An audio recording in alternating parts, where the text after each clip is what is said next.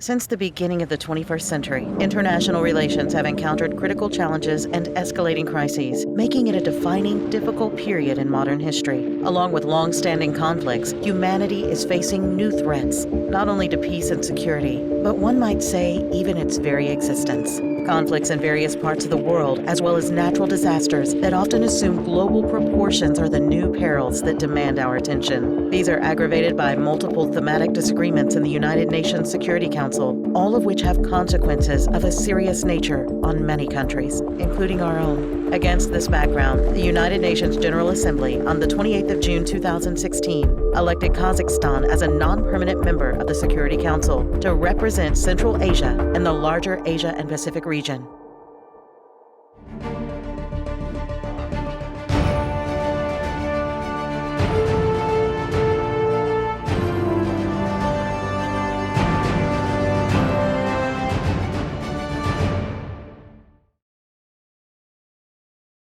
Kazakhstan is globally recognized in the world for its successful chairmanship of the Organization of Security Cooperation in Europe, the Organization of Islamic Conference, and the Shanghai Cooperation Organization. Other initiatives in the international arena include the creation of the Conference on Interaction and Confidence-Building Measures in Asia, the Congress of World Leaders and Traditional Religions, negotiations on the Iranian nuclear program, and talks for a peaceful settlement in Syria.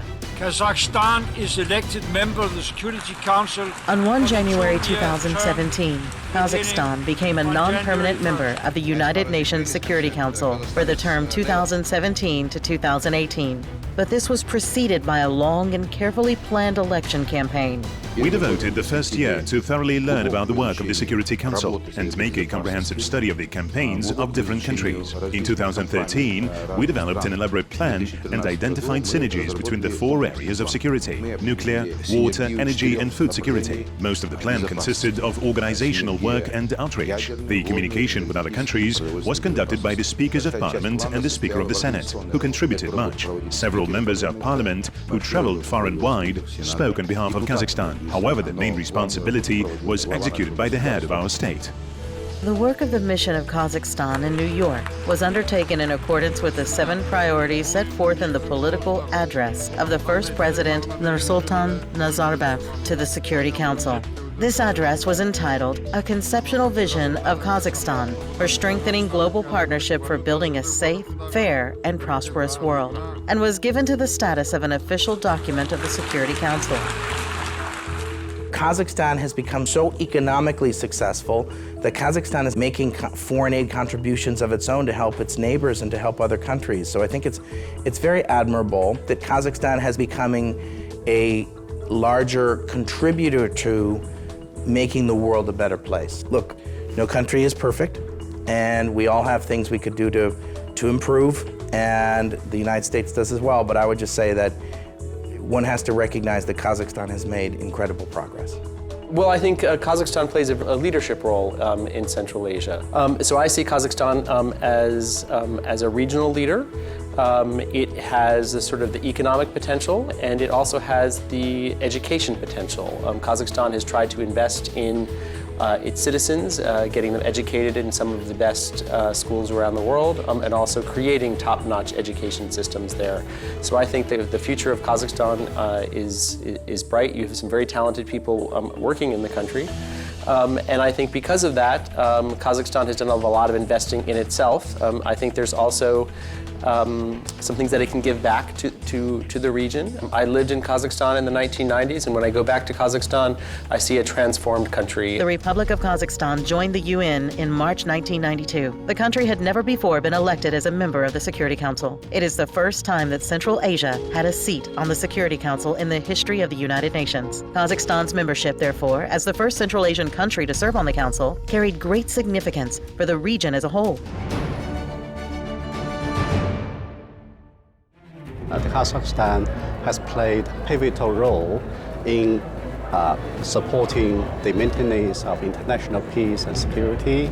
So in my view, Kazakhstan is a very important player in Security Council, and Kazakhstan also worked very closely with all the members of the Council. Kazakh diplomats tried to mobilize the potential of the Security Council to draw the attention of the world community to issues of all countries in the region. Their particular focus, however, was on supporting Afghanistan so as to help it return to a secure and peaceful life. In the course of our work in the Security Council, and particularly during our presidency of the Council in January 2018, an important debate was held on building a regional partnership in Afghanistan and Central Asia as a model of interdependence of security and development. The session was co-organized together with the participation of the heads of Central Asian ministries of foreign and economic affairs and key aid agencies. Afghanistan, culturally, linguistically, historically, is a Central Asian country. We often don't think of Afghanistan as being Central Asian, but it is Central Asian. And the Central Asian republics can have strong influence in the country and can help guide it along the right path. And Kazakhstan is doing a really good job of this, recently hosting the Women's Summit, providing scholarships for Afghan students, and also using your time as on the UN Security Council to really highlight Afghanistan. It was for the first time in the last 7 years that a Security Council mission was arranged by Kazakhstan to visit Afghanistan. This allowed Council members to familiarize themselves with the situation on the ground and hold a series of meetings in Kabul with the country's leadership, representatives of the economic sector, and non-governmental organizations. We know that Afghanistan is a Muslim country, and we follow the situation there very closely. Afghanistan faces many challenges. But the council member, when we visited Afghanistan there and we met with the president, with the prime minister, with other ministers, we actually had a first-hand information about the situation. Kazakhstan actually took the lead on the visit. That was one of the achievements of your country and the Security Council. Kazakhstan proposed to consider Afghanistan as a profitable economic partner for the entire Central Asian region and to provide this country with comprehensive assistance, including in infrastructure and transport development, as well as the issues of water, energy, and food security. These measures are necessary to create a stable and secure environment in our part of the world. We supported the candidacy of Kazakhstan to the Security Council, and we were very pleased to see Kazakhstan as a country of our region. Generally speaking, Kazakhstan has done well, has performed well in the Council. Kazakhstan facilitated the visit of the Security Council to Afghanistan, and also Kazakhstan facilitated the hosting or the organization of a high-level meeting of the Security Council at ministerial level, with a focus on the development and security of Afghanistan and Central Asia. And for the first time that the Security Council had an approach towards Afghanistan through a development angle. And there's a lot we're doing with the Central Asian republics when it comes to mega regional economic development projects. There's the TAPI project, Turkmenistan, Afghanistan, Pakistan, India gas pipeline, which is happening. We operationalized the Lapis Lazuli trade and transit corridor, which involves Afghanistan, Turkmenistan, Azerbaijan, Turkey, Georgia, all the way to Europe. That will give access to our exports to the markets of Europe. There is the CASA 1000 project, which involves the import of 1,300 megawatts of electricity from Kyrgyzstan, Tajikistan to Afghanistan and to Pakistan. We see Kazakhstan as a true representative of our region in the Security Council. We never felt that we were left behind, and we see Kazakhstan as an important regional player in our part of the world. Central Asia has become more recognizable and better understood by the Security Council, a fact acknowledged by the Council members themselves, thanks to the committed engagement of Kazakhstan during its 2-year term on this apex body of the UN. A sub-regional and regional approach is becoming an important factor in ensuring peace and security, because it is impossible to achieve peace and security in one country if there are problems along the borders. You will never feel safe.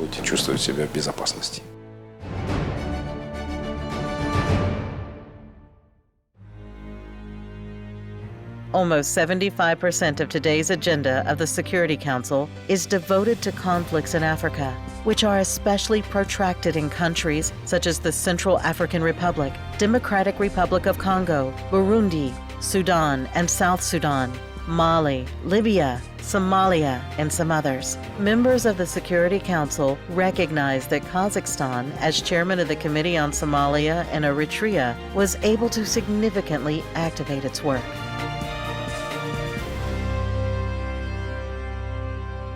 Kazakhstan had a key role to play in one of the happiest moments in the Security Council for me. To use the right of veto is not the most joyful action. Unfortunately, it is sometimes inevitable. But the sanctions I recently lifted for the first time in the long-term practice of the Security Council gave much satisfaction. Unfortunately, it is much easier to impose Security Council sanctions on a country than to lift them. Recently, thanks to the improved relations between Ethiopia, Eritrea and Djibouti, and also due to the determined efforts of Kazakhstan and its ambassador Kairat Umarov, who is also the chair of the Sanctions Committee on Somalia and Eritrea, we were able to lift sanctions from Eritrea. The years of Eritrea's international isolation ended with the first contacts of officials of this country with the chairman of the Sanctions Committee. Lifting of the sanctions is a rare occurrence. It doesn't happen very often. But the fact that it happened during the chairmanship of Kazakhstan, we'll always remember. The Security Council will always say sanctions not to impact the population, but it impacted us in many countries. Once they see the sanctions, they don't even try to analyze whether it is arms embargo or it is also economic embargo. We wanted to import vaccine, for children. We were not able to use regular means, so we had to hire a chartered flight. Also, when somebody sees a country is under sanctions, it's not easy for them to do business with us. It's a very big impetus for the region to focus more on the development instead of focus on conflict. So how do you think the economical, political sanctions are the effective instrument? Application of sanctions should be based on evidence, very strong evidence. You cannot simply impose sanctions for political reasons. For the first time in many years, the mission of Kazakhstan organized visits by the committee chair to Somalia, Djibouti, Ethiopia, and Kenya. This was precisely the time when the leadership of Ethiopia has changed and a new prime minister was appointed. And during the conversation with us, he said, "I want to extend a hand of friendship. I want to achieve reconciliation in this region." Thus, the Ethiopian leadership's open political, genuine stance and energetic measures, accompanied by the lifting of sanctions from Eritrea, contributed to start the process of reapproachment between all other countries of Africa. This turned out to be just as important for the continent as a whole, where efforts are being made to implement peace agreements and move towards conflict resolution. During the 70th anniversary of the General Assembly of the United Nations, the first president of Kazakhstan, Nursultan Nazarbayev, proposed to the international community to declare 2045, the centenary of the UN, as the guaranteed date for achieving peace in a world free from violent conflict. Humanity must move from routine warnings and overcoming the consequences of wars and conflicts to a new development strategy that would make all tensions meaningless. To do this, we need to look boldly beyond the horizon of time and see the world when the United Nations is 100 years old. I am convinced that in the next 30 years, our worldly civilization will find in itself the wisdom and political will to cut the Gordian knot of wars and conflicts. In the 21st century, the central task of humankind should be to implement a strategy that will forever save the world from the threat of wars as such, and also eliminate their causes. To this end, I propose that before reaching the centenary of the United Nations, we develop what can be called a Global Strategic Initiative Plan 2045. The landmark outcome of Kazakhstan's work in the direction of peace and security was the concrete step it took to become a troop contributing country. Kazakhstan has the potential to help us in many different areas of peacekeeping to improve our effectiveness, more mobility, more situational awareness, better protection. There is another area which is also very important to us, and that's increasing the number of women in peacekeeping. And I think they are doing very well. I must also point out that Kazakhstan has been one of the very early adopters of the Action for Peacekeeping Declaration, and Kazakhstan is also one of the rare countries which has had no cases of conduct and discipline violations. And of course, I am happy that Kazakhstan is also a signatory to the Voluntary Compact on prevention of sexual exploitation and abuse. So on the whole, I believe that Kazakhstan is a very important, very critical partner. Next year, Kazakhstan will become the first developing country to host the Partnership Symposium on how to better use newer technologies for the benefit of peacekeeping. Why for Kazakhstan is so important to be a part of the UN peacekeeping work? Firstly, each UN member state should be committed to peacekeeping activities. In accordance with our strategic documents approved by the President, one of the tasks of the armed forces is to be engaged in international efforts.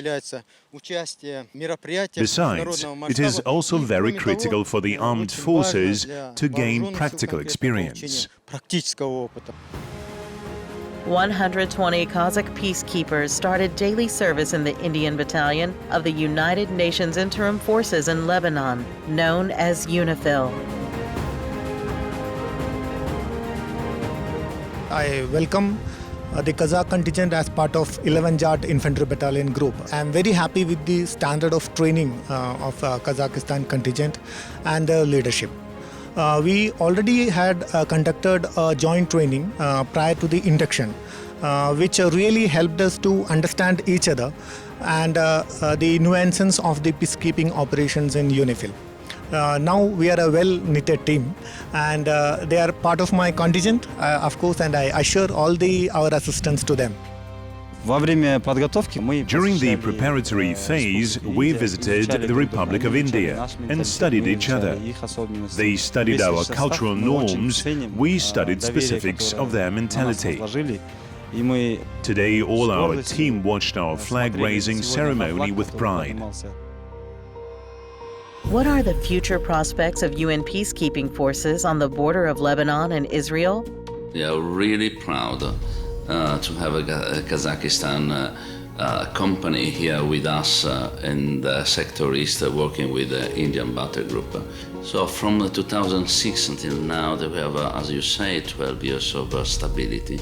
So in the future, I hope my end state is to withdraw to the Lebanese armed forces the control and the security of the south of Lebanon.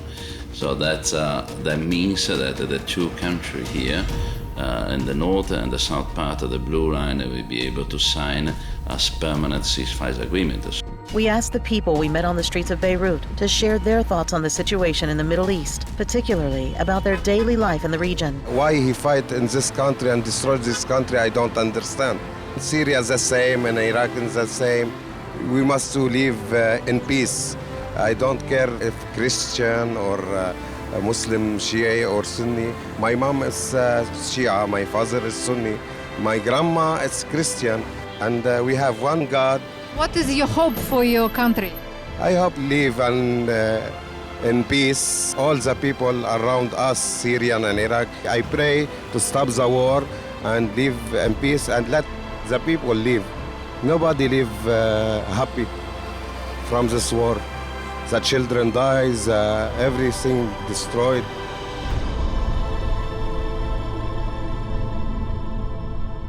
I born in Haifa, then we moved to Beirut in 1948. There are no end for wars, different wars. How do you think? Is it possible to come to peace? It may take a long time more. There are millions of Palestinians abroad, no solution for them. I think they should start a solution with the Palestinian, the main problem, with Israel, then others will be easier. And it gives some peace for the Palestinians, gives some rights for them. They've been in the Palestine all the time. Another example of Kazakhstan's peacekeeping activities is the provision of a negotiating platform in Astana for resolving the Syrian crisis. The leadership of Kazakhstan has been shown in different areas in the Security Council, not just because of its independent and strong voice supporting the values of the United Nations, but also in specific areas of peace and security. I recall clearly the efforts of Kazakhstan in terms of the Astana process in order to bring some relief to the Syrian war. However, there is a different opinion as well. For sure, the Astana process is an example of Kazakhstan trying to show leadership on the world stage. Kazakhstan, I think, over the years has tried to create this position in the world where it can be seen as a place where big problems can be solved, whether it's what's happening in Afghanistan or with Syria or with nuclear weapons. So we should not confuse the great work that Kazakhstan has done trying to get the parties together with what I see as a failure of the Astana process in Syria. It doesn't mean that Kazakhstan has failed. Kazakhstan has done everything it can to bring the parties together and find a solution, but there's a saying in English that you can bring a horse to water, that you can't make it drink. According to other observers, the Astana talks are unique because it was for the first time in many years of the military crisis that the two conflicting parties were able to sit at the same negotiating table instead of looking at each other through the muzzle of a machine gun. As a result, a milestone agreement was reached on de-escalating the zones of military conflict. Without the Kazakh hospitality, we wouldn't have been here for quite some time, achieving some progress in the implementation of Astana agreements, which established what we call the de-escalation zones. And to be honest with you, we are proud that we have achieved in Astana, in a rather short period of time, which is not even 2 years, which led to the decreasing of casualties among Syrian people. This is why we are extremely appreciative of the initiative of His Excellency the President Nursultan Nazarbayev for hosting these talks. As a result of the Astana process, the Syrian opposition was divided into two categories, the moderates and radicals. An agreement was also reached with the opposition's field commanders to stand up as a united front against the ISIS and Al-Qaeda forces in Syria. So it happened that Astana was chosen as a place for holding Syrian talks. We are happy about this for several reasons. Firstly, because it is, after all, country mostly Muslim population. Secondly, it takes a neutral stance towards all regimes of the world. We thank President Nursultan Nazarbayev, as well as the Ministry of Foreign Affairs and all the people of Kazakhstan for providing the conditions and for helping us to facilitate the negotiation process. The delegations of the Syrian government and the armed opposition, together with the observers from the UN, the USA, the European Union, and Jordan, participated in the negotiations. Russia, Turkey, and Iran were the guarantors during the Astana talks. Certainly, it's very important to have the Astana process and to have, of course, Russia and Turkey and particularly Iran. And because of the U.S. relationship with Iran and some other countries' relations with Iran, it's hard for others to participate in a format where Iran plays a leading role.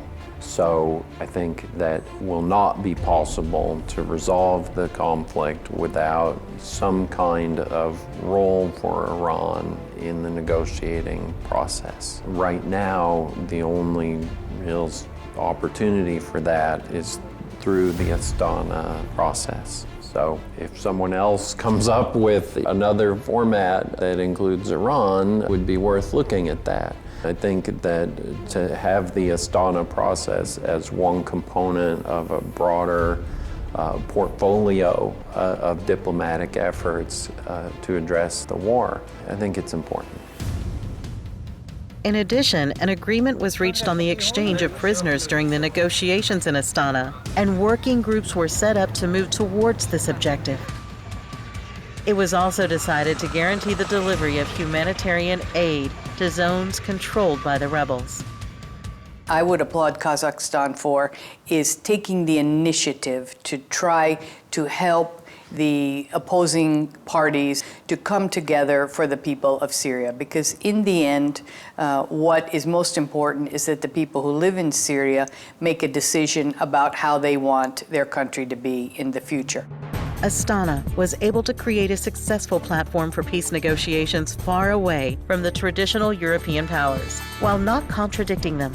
At the same time, there was an adherence to the general principles of neutrality, diplomacy, and providing comfortable conditions. The horrendous conflict in Syria has been on the agenda of the Council's work throughout the conflict in Syria.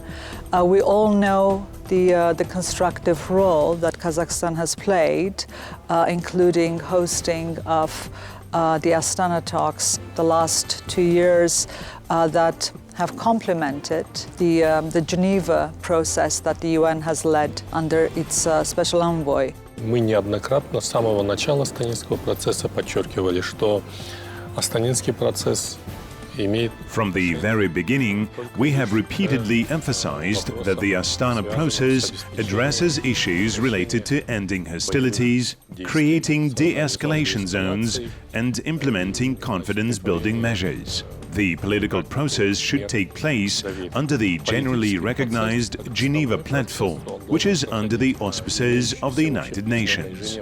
This has always been the principal position of Kazakhstan. Это принципиальная позиция Казахстана. We asked the people of Syria about how they lived during the war and what is the difference they see in their way of life today. During the crisis, the life was so miserable here because there was no electricity, no water, a lot of meetings, everything, all of the services, the infrastructure has been damaged due to the opposition. Then after the crisis, the situation is better from 2 years from now up till today. After the liberation of the eastern part of Aleppo, the situation is getting better, inshallah. Now we have electricity, we have water back again, a lot of many things. The life has been back again. After 4 o'clock, during the crisis, we were not able to be out of the house. Many times we work from home, a lot of many things. Nowadays, every day you can find sometimes the people during the security that the people are around till sometimes 2 in the morning. They will be around the castle, everything, even the situation and getting better and better. Rehabilitation start. Hope that it will be for the better. And I encourage all of the people around, especially Syrian refugees, to be back to Syria.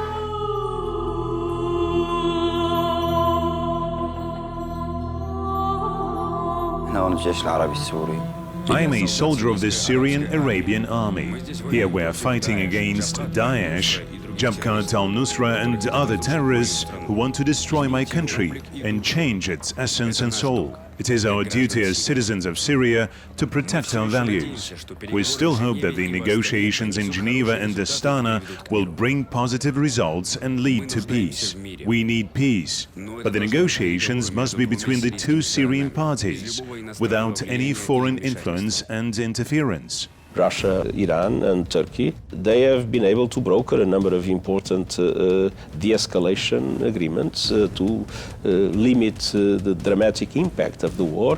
They are discussing exchange of prisoners and other aspects and hopefully supporting a true political process that needs to be conducted in Geneva under UN auspices and that we hope will be able to move forward. So the UN has participated since the beginning in Astana and we strongly congratulate the government of Kazakhstan for its initiative to offer Astana as a platform for peace in the world. Negotiating for a peaceful settlement of the Syrian conflict, participation in peacekeeping operations as part of UNIFIL, UN certification of the Kazakhstani National Peacekeeping Training Center, KazCent, are few of the many highlights of Kazakhstan's achievements. These are indeed invaluable experiences for Kazakhstan's diplomats and the military.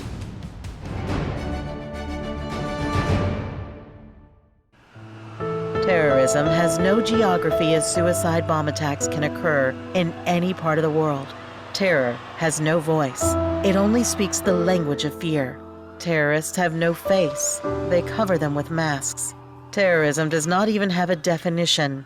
Terror chooses civilians as its victims. It happened in 2012. I left the house for a walk, but suddenly there was a crash.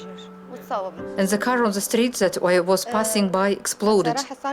I woke up in the hospital. My face was disfigured. I had a surgery and the doctors reconstructed my face from the pieces that remained. I am still suffering from the headaches. People should be educated, have the right to decent work, be involved in social, cultural, and political discussions, and be able to communicate their opinions to each other. There are people in many countries, including the United States, that have been radicalized. I think one of the things that we should recognize is that Kazakhstan does not have a lot of radicalization. I think that's something that we can learn from. And I think it's a combination of economic development, it's a question of political participation, it's a question of all people in a society feeling included and not feeling marginalized or rejected.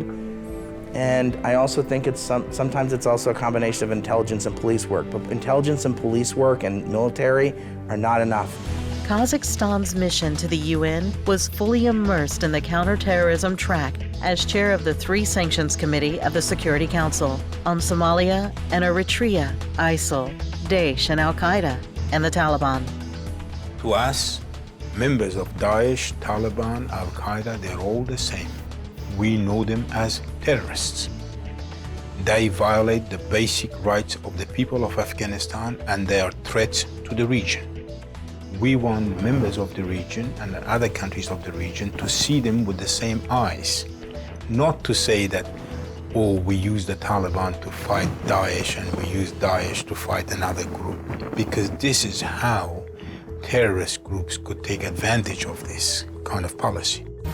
Within the framework of the 73rd session of the United Nations General Assembly, the Code of Conduct for a World Free from Terrorism, which was initiated by the first president, Nursultan Nazarbayev, was adopted in September 2018. Soon after it was launched, nearly 80 countries signed up to form a coalition to combat terrorism.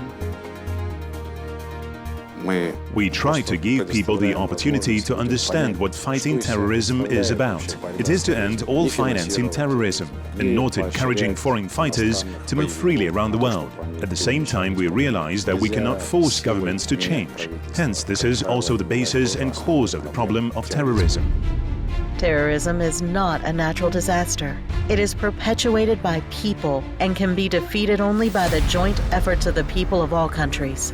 Kazakhstan was extremely helpful in New York within the Security Council. A lot of foreign terrorists who are operating in my country came from your area, from Turkestan, Kazakhstan, Tajikistan, Chechnya, Caucasus. So it is in the interest of Kazakhstan to know what these foreign terrorists are doing in our area. This phenomenon of foreign terrorists operating in Syria and Iraq has become an international one, has become a global concern to many countries. I had the honor to sign on behalf of my government this code of conduct, and we are fully satisfied with this initiative, and we are full member now in the international community, committing ourselves to the content of this code of conduct, because it commits all member states who signed the code of conduct to fight terrorism genuinely, not politically.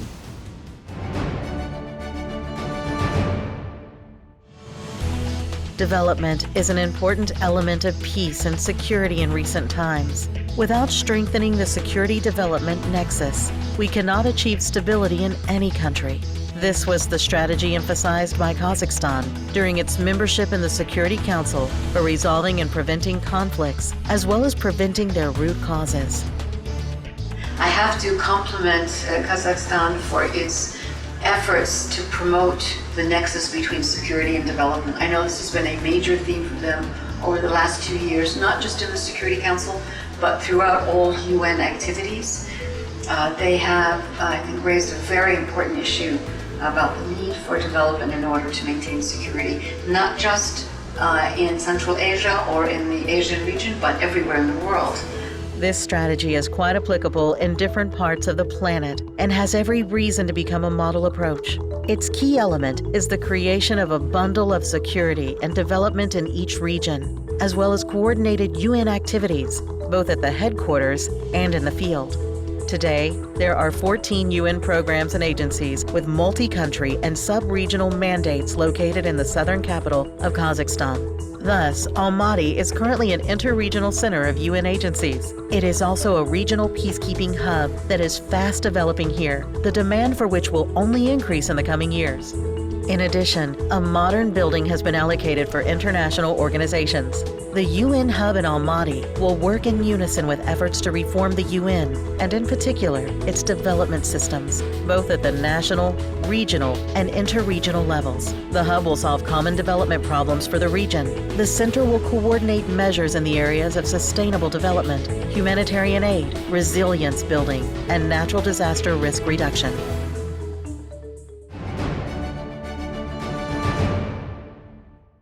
Our world is changing rapidly. New scientific and communication technologies, artificial intelligence, and high-speed transportation are emerging. At the same time, the world is threatened by global challenges. The financial markets are unstable, and the global economy is developing slowly. The world has ceased to be unipolar, but has not yet become multipolar. Against this background, we observe violations of international law, aggression, rapidly changing demographic fluctuations, global warming, and other environmental problems. Uncertainty and chaos engender distrust of institutions. In addition, their structures and systems do not correspond to the rapidly developing technological innovations. Does the UN system meet the threats and challenges of the 21st century? The solution, and it might be having sort of the broad overview at the UN, but the solutions might be in smaller organizations to come around. For now, the UN is very good for talking about general global issues and for trying to solve and deflect some of the world's biggest challenges and prevent them from becoming worse. I think on solving some of these issues, it might be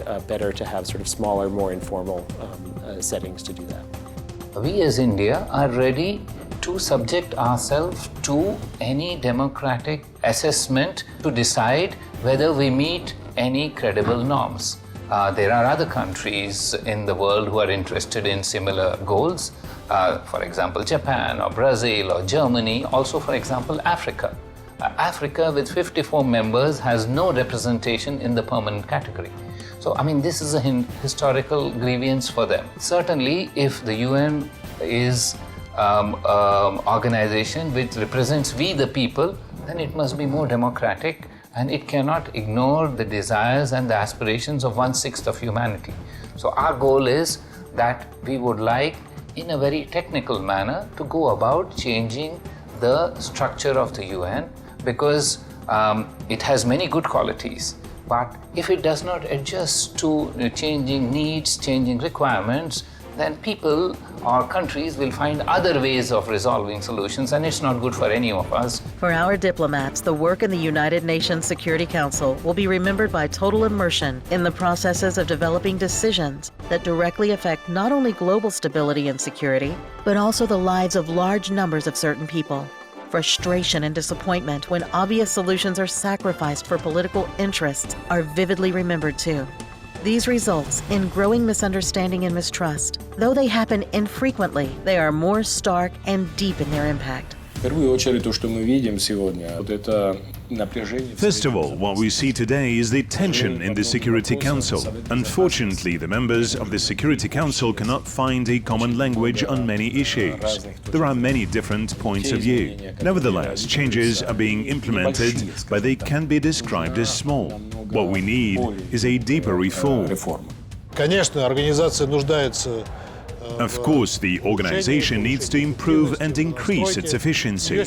The reform of the UN Secretariat, its methods of work, methods of functioning, all this should lead to an increase in the efficiency of the organization's work and not to regular bureaucratic rearrangements.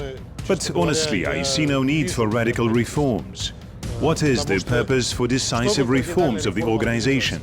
Is it to change the world order that emerged with its creation in 1945? Probably not. Kazakhstan has developed its position on the UN reforms. The reform of the UN Security Council, the activities of the UN, of course, it is overdue. Let me recall the 70th anniversary session of the UN General Assembly in 2015. It was then that our president called for the Economic and Social Council to be transformed into a Global Development Council, which, perhaps in the future, would take over the functions of an economic regulator. This idea may be difficult to implement today, but it is a very far-reaching initiative of great positive impact, which can lead to success in the end. This proposal can result in the formation of a completely new world economic order that is more just and fair. This new order should ensure that the aspirations of ordinary people are reflected in the activities of the United Nations.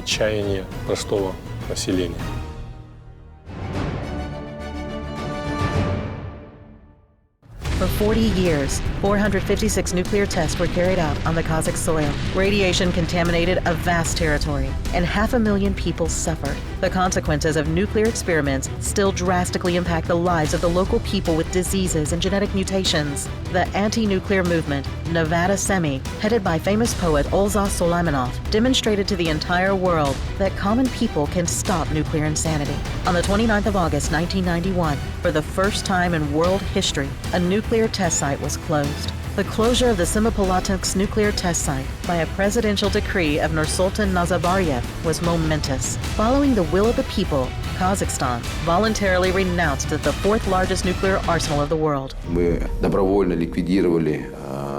voluntarily eliminated the nuclear potential of weapons in the country, which together exceeded the nuclear power of Britain, France, and China combined. Some 400 warheads were located on our territory, and the head of our state made a historic decision to rid the country of these deadly weapons, thereby setting an example for other countries. Norm against nuclear testing is something that Kazakhstan definitely has been demonstrating a strong leadership at the global level.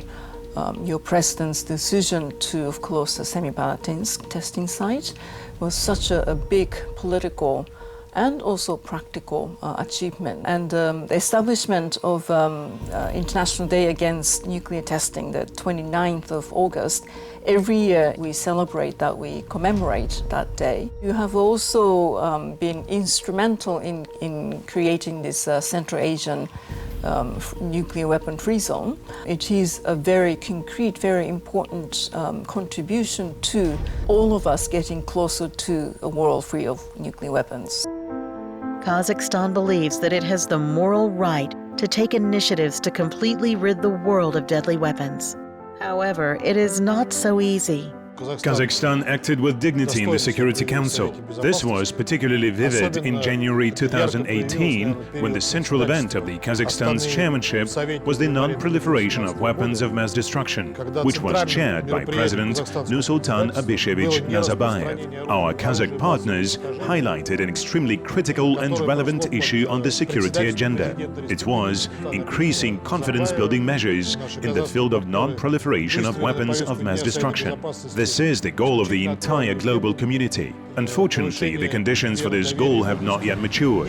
Strategic stability is a broader concept than just possessing nuclear weapons. Unfortunately, the conditions for this have not yet matured. Strategic stability is a broader concept than just possessing a nuclear weapon. And unfortunately, the destruction of nuclear weapons at one time does not solve the problem of strategic stability today. But as a long-term goal, we share it and will strive for it.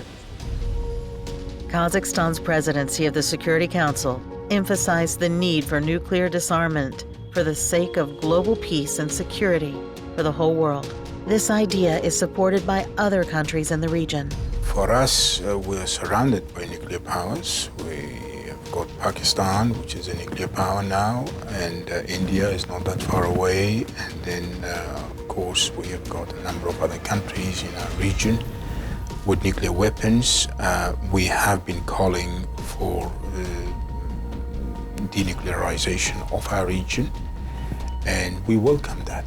And we hope we reach a time that there is no need for nuclear bombs in our region. India, which has always been for nuclear disarmament, continues to promote that as a goal. However, we would like this to be totally non-discriminatory and on the basis of sovereign equality.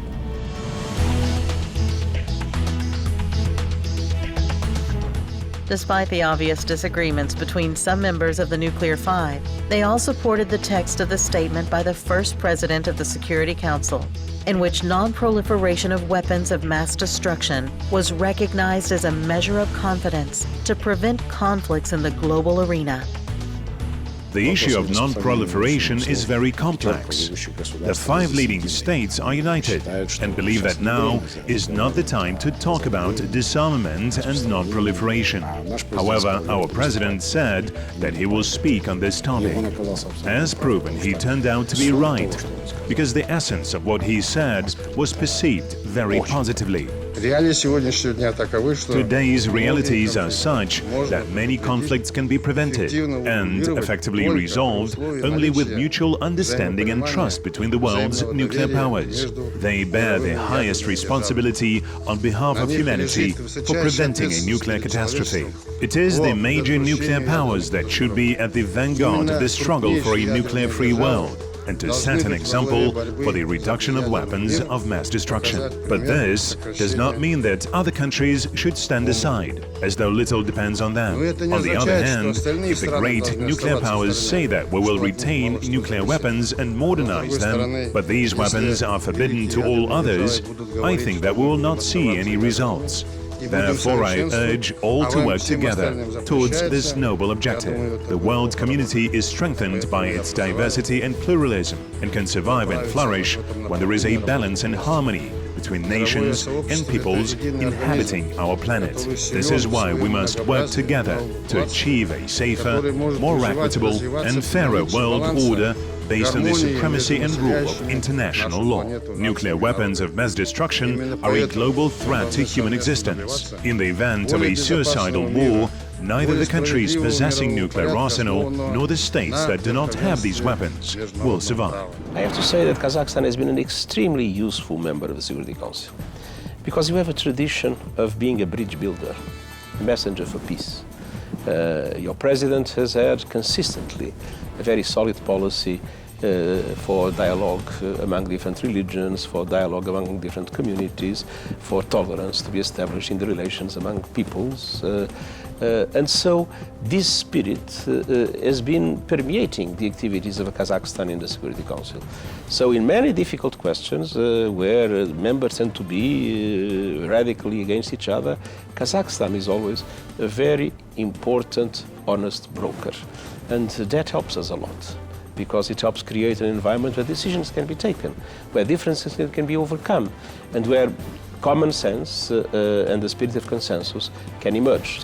Kazakhstan's mission has completed its work as a non-permanent member of the UN Security Council by successfully fulfilling the tasks assigned to it. However, our country will continue its peacekeeping and peace-building initiatives for global security, which is a key priority of its foreign policy. I know you have been in Kazakhstan.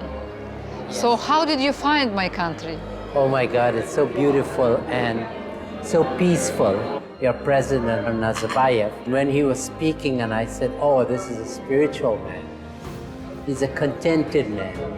And he's talking, well, we got to go beyond the religions. And we have to go to that place we are all one. We don't have any differences.